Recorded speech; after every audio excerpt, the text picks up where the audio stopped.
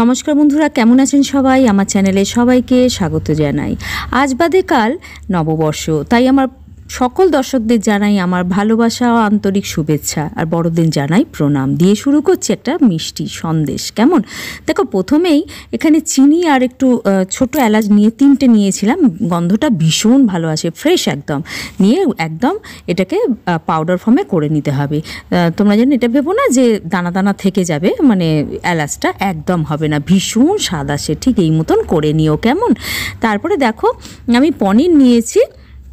পনিরটাকে না গ্রেট করে নিচ্ছি। হ্যাঁ, বেশ একদম গ্রেট করে নিলে এটা সন্দেশটা তৈরি করতে ভীষণ ভালো হবে আর কি, তৈরি করা।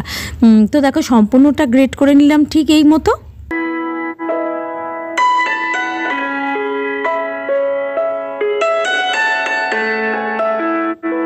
সম্পূর্ণ পনিরটা গ্রেট করে নেওয়ার পর এখানে একটু ডেসিকেটেড যে নারকেল পাওয়া যায় না, সেটা দিয়েছিলাম। এগুলো শুকনো তো, তাই এটাতে কোনো মানে আমি কোনো গ্যাসে বসানোর কোনো ঝামেলা নেই, একদম এইভাবেই করে নিতে পারবে।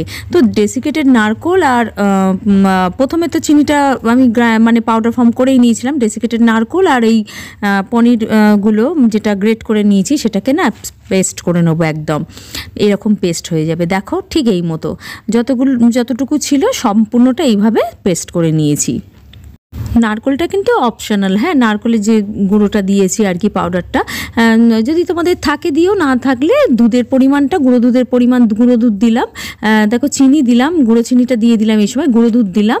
গুঁড়ো দুধের পরিমাণটা সেই সময় যদি নারকেলের পাউডারটা না দাও, তাহলে গুঁড়ো দুধটা একটু বাড়িয়ে দেবে। হ্যাঁ, তাহলে স্বাদটা দ্বিগুণের দ্বিগুণ বেড়ে যাবে। তো দেখো, খুব ভালো করে মিশিয়ে নিচ্ছি। আর এখানে না একটুখানি আমি কেশর ভিজিয়ে রেখেছিলাম গরম দুধের মধ্যে। বেশ অনেকটাই ভেজানো হয়ে গেছিলো আমার, একদম বেশ সুন্দর একটা কালার এসছে। এর মধ্যে ছড়িয়ে ছড়িয়ে একদম একটা মানে আটা ময়দা যেরকম মাখি, একটু নরম হবে, নরম তুলতুলে যাতে হয় সন্দেশটা, ঠিক সেই মতন করে মেখে নিতে হবে। এটা একটু আন্দাজ মতন করে নিতে হবে বন্ধুরা। একটু মানে ঝপ করে ঢেলে না দিয়ে অল্প অল্প করে ঢেলে ঢেলে এটাকে খুব স্মুথ একটা ডো তৈরি করে নিতে হবে। ঠিক এই মতন একটু ঘি দিয়েছিলাম। মিষ্টিতে সন্দেশে বলো যে কোনো জিনিস একটু ঘি না হলে ঠিক জমে না, তাই না? তো একটু ঘি দিয়ে দেখো, আমার মাখাটা বুঝতে পারছো নিশ্চয়ই দেখে, ভীষণ ভালো নরম হয়েছে। আর দেখো, এরকম ভাবে বেশ ভালো করে মেখে নিলাম, একদম স্মুথ একটা ডো তৈরি করে নিতে হবে আর কি। তো নিয়ে না আমি এটা যেহেতু লম্বা লম্বা লম্বা করে নিয়েছিলাম, মানে হাতে করে এরকম রোল করে করে, যেরকম এই দেখো ঠিক এই মতন করে, যাতে বেশ সমান করে আমি একটুখানি এরকম গোল গোল রাউন্ড শেপে কেটেছিলাম বলে একটু হাতে করে গোল করে মানে লম্বা করে নিলাম প্রথমটা। তারপর একটু বাটার পেপার ব্যবহার করেছিলাম, যাতে করে বেশ ভালোভাবে এটাকে সমান আর কি করা যায়। আর হাতে এমনি যে কোনো জায়গার উপর করলে না মানে চিপকে যেতে পারে আর কি। দেখো, এই মতন করে নিয়েছিলাম। বাটার পেপারের ওপর এইটাকে এরমভাবে করে নিলে না পুরো একদম চাকার মতন সমানে ঘুরতে থাকবে আর কি। দেখো, ঠিক এই মতন হয়ে গেল। বাটার পেপারটা দেওয়ার কারণও আছে, যাতে এরকমভাবে করে নেওয়া যায় আর কি, একদম রাউন্ড শেপ, স্মুথ একটা লম্বা একটা রাউন্ড শেপ হবে। আর আমি না ওই কেশরের যেটা ছিল, এটা অপশনাল, কিন্তু আমি জানি না, একটু ইচ্ছা হলো দিলাম, যে অনেকটা রয়ে গেছে তাই ওপরে একটু দিয়ে দিয়েছিলাম। হ্যাঁ, কেশর সমেত আর কি। আর উপরে একটু পেস্তা, আর এটা রোস্টেড পেস্তা, আর একটু রোজ প্যাটেল শুকনো, মানে গোলাপের পাপড়ি, হ্যাঁ দিয়েছিলাম, পেস্তা আর গোলাপের পাপড়ি। কী যে ভালো খেতে হয়েছিল। তোমরা এটা বাড়িতে করো বন্ধুরা, এই নববর্ষে ভীষণ ভালো লাগবে। বাড়িতে যদি করে নাও, কিনে তো আমরা খাই, তাই না? বাড়িতে করে মানে বাড়ির ফ্যামিলির সাথে একসাথে বা বন্ধুবান্ধব একসাথে খেলে ভীষণ ভালো লাগবে।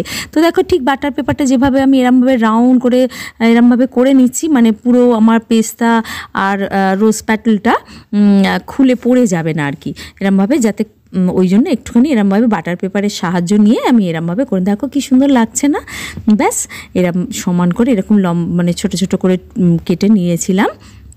আর তোমাদের বলবো কি, নরম তুলতুলে হয়েছিল। তোমরা এইভাবে করো বন্ধুরা।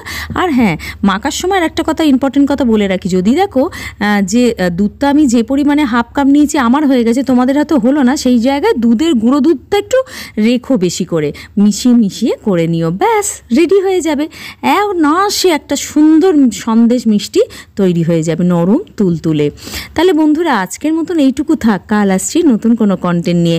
ভালো থেকো, সুস্থ থেকো। Thank you friends. শুভ নববর্ষ সবাইকে জানালাম।